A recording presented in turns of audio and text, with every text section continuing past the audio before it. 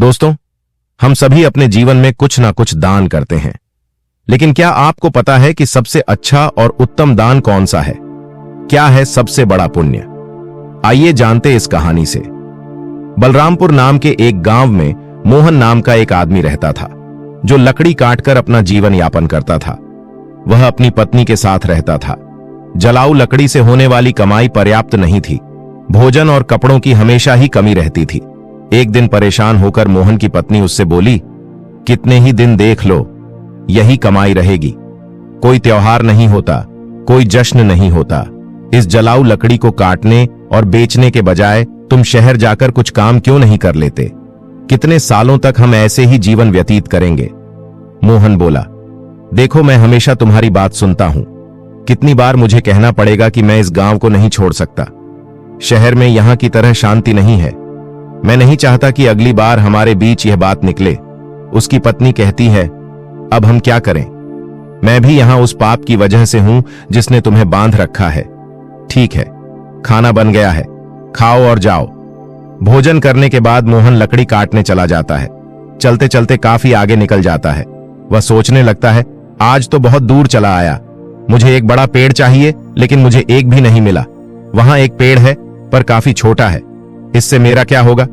ठीक है, आज के लिए इससे ही काम चलाना पड़ेगा। वह एक पेड़ काटता है और अपने सिर पर जलाऊ लकड़ी का एक बंडल रखता है और उस लकड़ी को बेचने के लिए जाता है।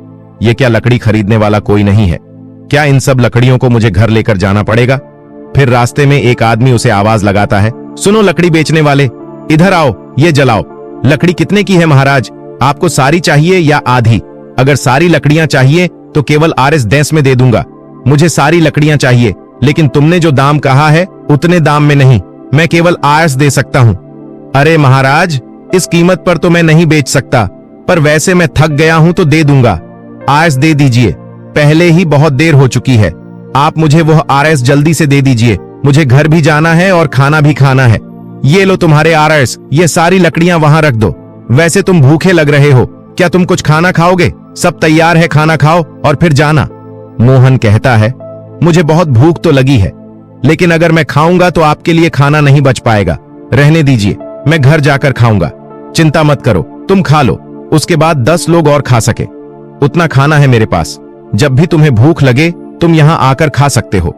मोहन पूछता है, क्या आप हमेशा ही सबको ऐसे खाना देते हैं जब तक ईश्वर मुझे शक्ति देता है? तब तक मैं यह करना चाहता हूं। फिर भगवान की इच्छा ठीक है तो मैं आज खाना यहीं पर खाऊंगा। उस दिन मोहन ने उस पंडित शास्त्री के घर भर पेट खाना खाया और धन्यवाद करते हुए बोला, महाराज, आप बहुत अच्छे और उदार दिल के हैं। ऐसा अच्छा काम करने में मैं आपकी मदद करना चाहता हूं। अब से मैं Rs वाली कीमत की लकड़ियां Rs रुपए में दूंगा। ठीक है, तो अब मैं चलता हूं।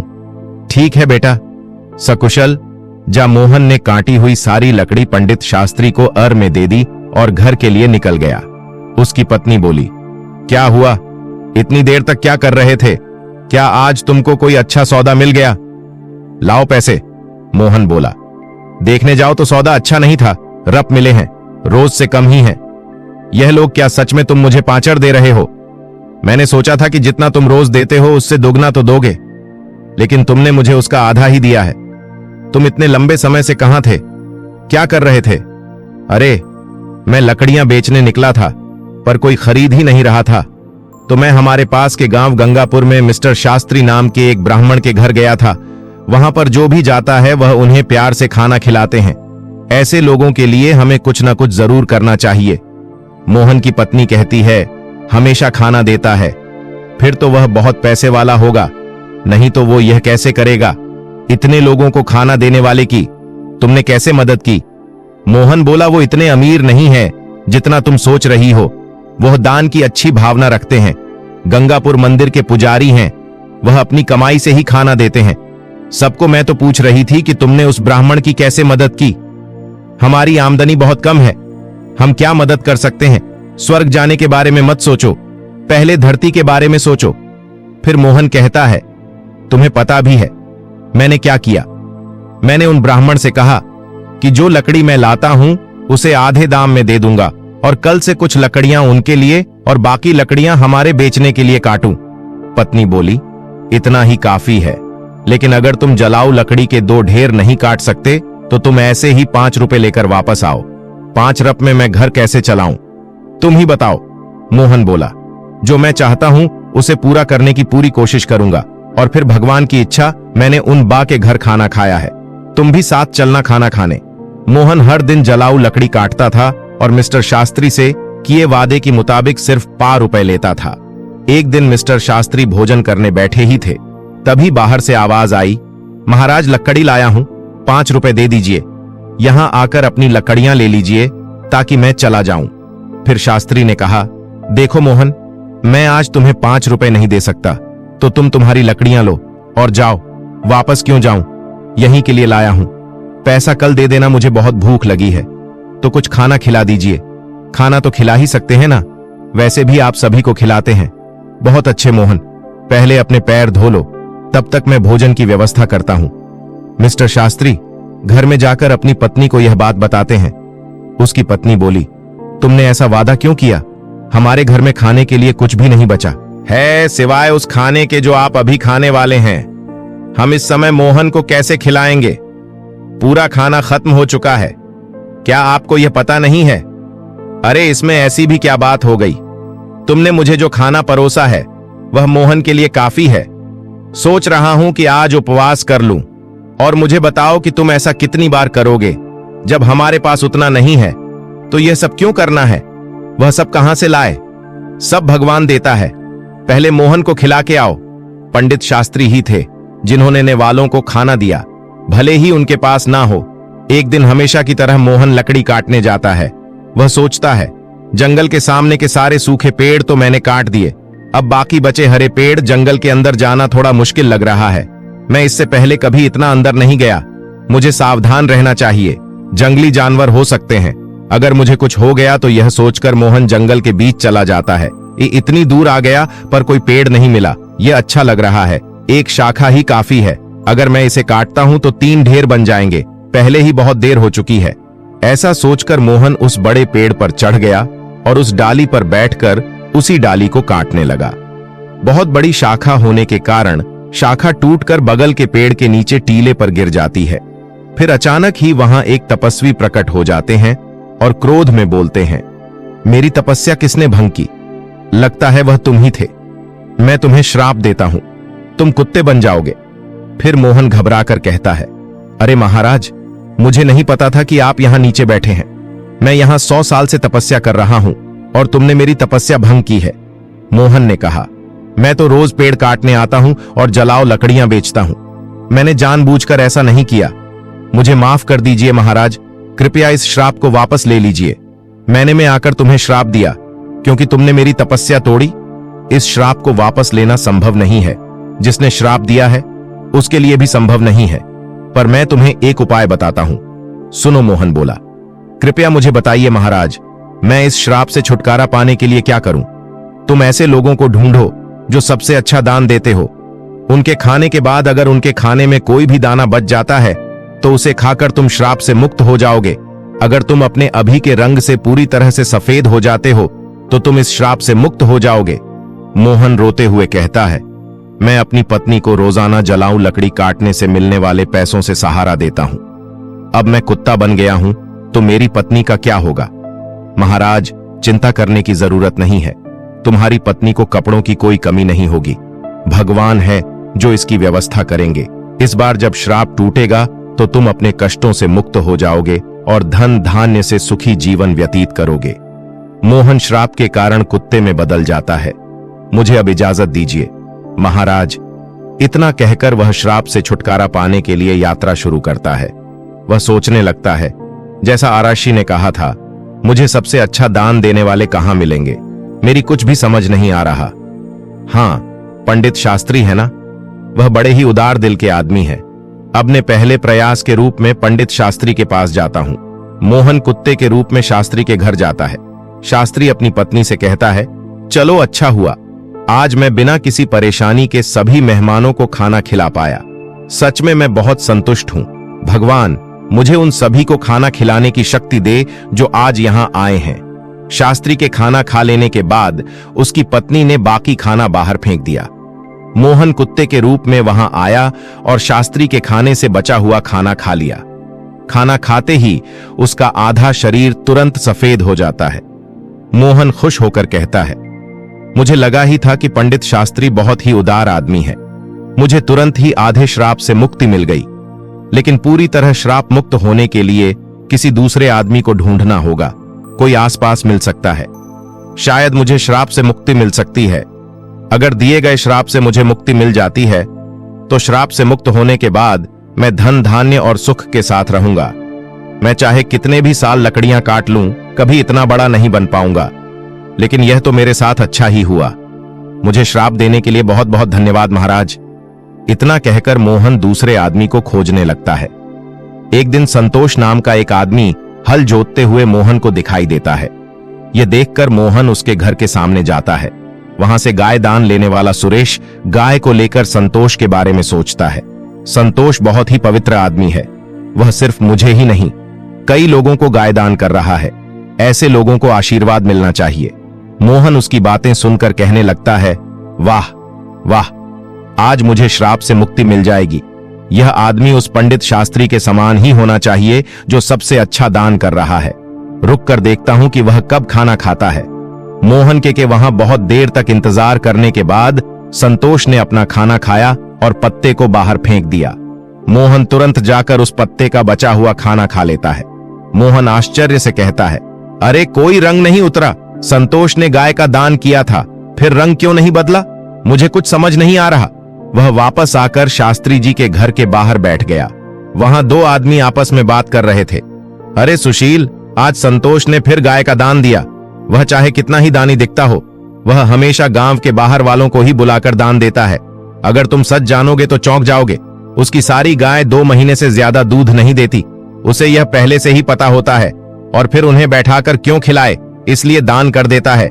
वह कभी दूध देने वाली अच्छी गाय दान नहीं करता। ऐसा है क्या?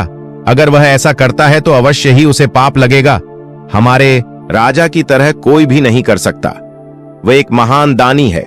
1 हफ्ते से खाना दे रहे हैं और कल आखिरी दिन अन्नदान के साथ वस्त्र दान भी करने वाले हैं। वह वहां सबके साथ 1 हफ्ते से खाना खा रहे हैं। कभी उनके जैसा धर्मी देखा है कहीं? अरे यह तो कुछ नहीं। उन्होंने हमारे लिए अच्छी सड़कें बनवाई हैं। हर जगह कुएं और तालाब भी खुदवा है। मतलब उन्होंने बहुत कुछ किया है। ऐसा धर्मी मैंने कहीं नहीं देखा। यह बातें सुनकर मोहन बहुत खुश हुआ। उसके मन में विचार आया कि चलो, अब तो तय है कि मुझे श्राप से मुक्ति मिल जाएगी। मुझे तुरंत राजा के पास पहुंचना चाहिए। वह राजमहल के बजाय लोगों के साथ खाना खा रहे हैं।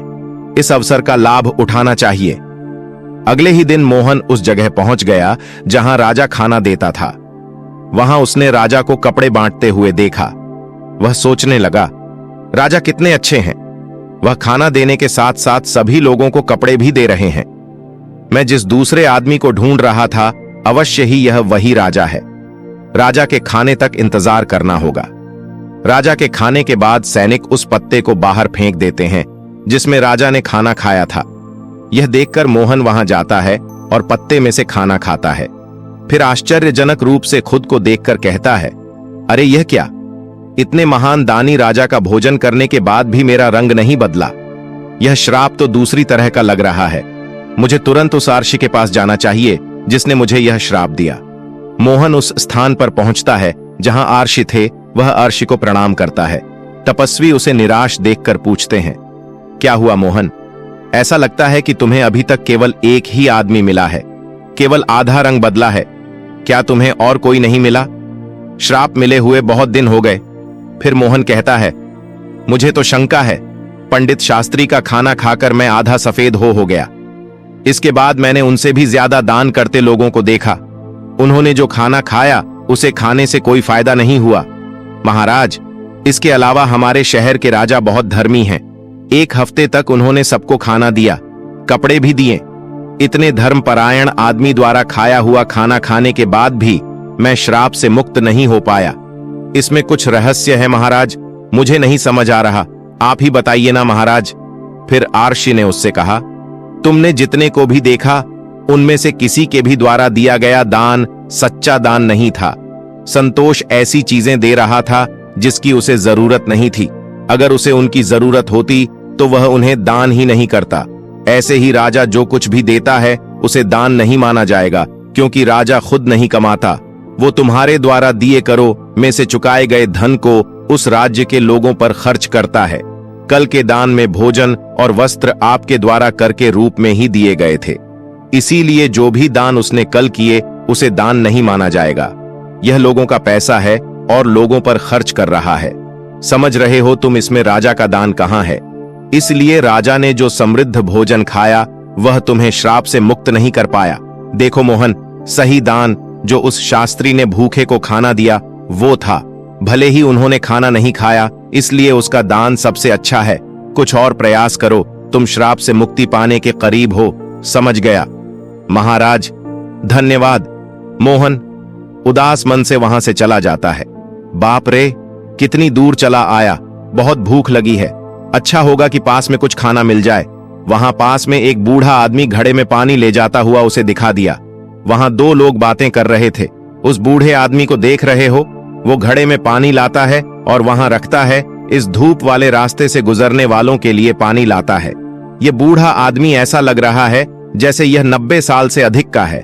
इसका काम काबिले तारीफ है। बूढ़ा आदमी जो खाना लाया था उसे निकाल कर खाने लगता है। भूखा मोहन बूढ़े आदमी के पास जाता है। बूढ़ा आदमी अपने खाने में से कुछ लेता है और मोहन को देता है। मोहन इसे खाते ही श्राप से मुक्ति पाकर एक आदमी बन जाता है। उसने बूढ़े आदमी को धन्यवाद किया और वापस लौट आया। क्या बात है, दान कभी भी छोटा या बड़ा नहीं होता। दूसरों की भूख मिटाने वाले शास्त्री और प्यास बुझाने वाले उस आदमी जैसा होता है। सबसे अच्छा दान खुद के बजाय दूसरों की मदद करना होता है।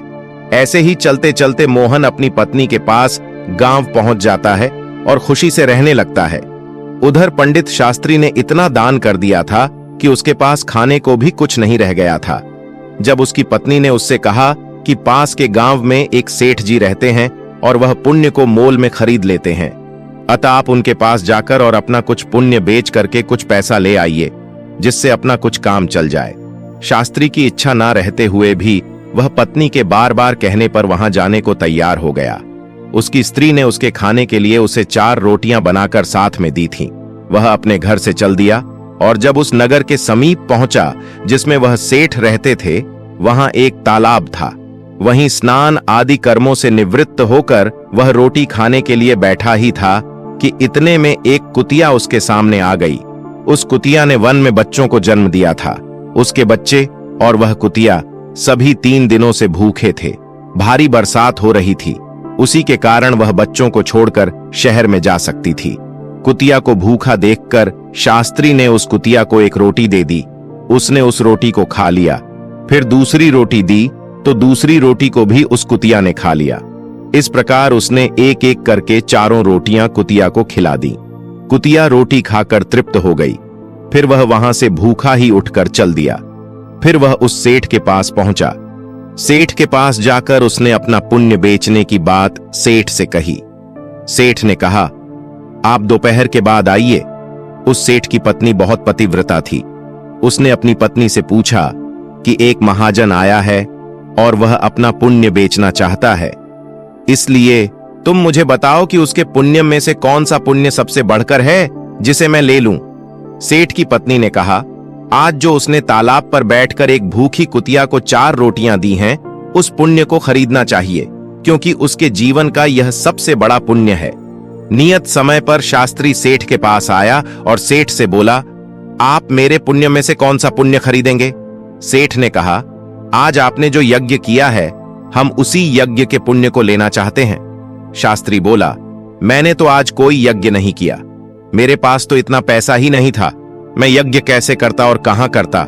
इस पर सेठ ने कहा, आपने जो आज तालाब पर बैठकर एक भूखी कुतिया को 4 रोटियां दी हैं, मैं उसी पुण्य को लेना चाहता हूं। शास्त्री ने पूछा, उस समय तो वहां कोई नहीं था, मुझे कोई देख भी नहीं रहा था, फिर आपको इस बात का पता कैसे लगा? सेठ में कहा कि मेरी पत्नी पतिव्रता है, उसी ने यह सब बातें मुझे बताई हैं। तब शास्त्री ने कहा, बहुत अच्छा, ले लीजिए, परंतु उसका मूल्य आप क्या देंगे? सेठ ने कहा, आपकी रोटियां जितने वजन की थीं, उतने ही हीरे मोती। मैं तौल कर दे दूंगा। शास्त्री ने स्वीकार कर लिया और उसकी सम्मति के अनुसार सेठ ने एक अंदाज से उतने ही वजन की 4 रोटियां बनाकर तराजू के एक पलड़े पर रख दी और दूसरे पलड़े पर हीरे मोती आदि रख दिए। किंतु बहुत से रत्नों के रखने पर भी वह रोटी वाला पलड़ा उठा नहीं। इस पर सेठ ने कहा कि और रत्नों की थैली लाओ।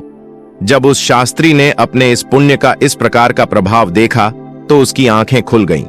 उसने कहा कि सेठ जी, मैं अभी इस पुण्य को नहीं बेचूंगा। सेठ बोला, जैसी आपकी इच्छा। इसके बाद वह शास्त्री वहां से चला गया और उसी तालाब के किनारे से, जहां बैठकर उसने कुतिया को रोटियां खिलाई थीं, थोड़े से चमकदार कंकड़ पत्थरों को तथा कांच के टुकड़ों को कपड़े में बांधकर अपने घर चला आया। घर आकर उसने वह पोटली अपनी पत्नी को दी और कहा, इसको भोजन करने के बाद खोलेंगे। ऐसा कहकर वह बाहर चला गया। उसकी पत्नी के मन में उस पोटली को देखने की बहुत इच्छा हो रही थी। उसने उस पोटली को खोला तो उसमें हीरे पन्ने माणिक आदि रत्न जगमगा रहे थे। वह बड़ी प्रसन्न हुई। थोड़ी देर बाद जब वह शास्त्री वापस आया तो स्त्री ने पूछा, इतने हीरे पन्ने कहां से ले आए? शास्त्री बोला, क्यों मजाक करती हो? स्त्री ने कहा, मजाक नहीं, मैंने स्वयं खोलकर देखा है, उसमें तो ढेर के ढेर बेशकीमती हीरे पन्ने भरे पड़े हैं। शास्त्री बोला, मुझे लाकर दिखाओ। उसने पोटली खोलकर उसके सामने रख दी थी। वो उन्हें देखकर चकित हो गया। उसने इसको अपने उस पुण्य का प्रभाव समझा जो उसने कुतिया को रोटियां खिलाई थीं। फिर उसने अपनी यात्रा का सारा वृतांत अपनी पत्नी को कह सुनाया। दोस्तों, इस कहानी का अभिप्राय यह है कि अभावग्रस्त आतुर प्राणी को दिए गए दान का अनंत गुना फल हो जाता है। वही सबसे बड़ा दान होता है और सबसे बड़ा पुण्य भी होता है। भगवान की दया के प्रभाव से कंकड़ पत्थर भी हीरे पन्ने बन जाते हैं। दोस्तों, इस प्रकार दीन दुखी और अनाथ को दिया गया दान उत्तम है।